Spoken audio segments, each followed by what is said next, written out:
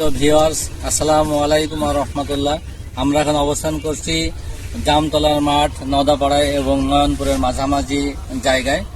আজকে আমরা প্রায় 200টি তালের আটি এখানে রোপণ করলাম। সেজন্য আল্লাহর দরবারে শুকরিয়া আদায় করছি, আলহামদুলিল্লাহ। আমরা সবাই জানি বর্তমানে আমাদের আশেপাশে ফাঁকা জায়গায় বা বাড়ির আঙ্গিনায় বড় বড় গাছ বা সবুজায়ন না থাকার কারণে ঘন ঘন বজ্রপাত হচ্ছে এবং প্রায় প্রাণহানি হচ্ছে। তো এই বজ্রপাতের হাত থেকে প্রাণহানি রক্ষা করার জন্য আমাদের বেশি বেশি গাছ লাগানোর দরকার। মূলত সেই উদ্দেশ্যে আমরা তাল গাছ রোপণ করলাম, কারণ তাল গাছ বজ্র নিরোধক একটি গাছ। যে কোনো বড় গাছই কিন্তু বজ্রপাতকে প্রতিরোধ করে বা নিরোধন করে। সেজন্য আমরা মূলত এই গাছ লাগানোর উদ্যোগ নিয়েছি। আজকে আমাদের তাল গাছ লাগানোর দ্বিতীয় পর্ব শেষ করলাম। আবার আগামীতে আসবো ইনশাল্লাহ।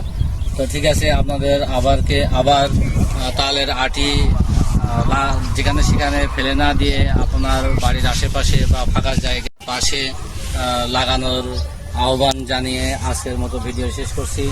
আসসালামু আলাইকুম।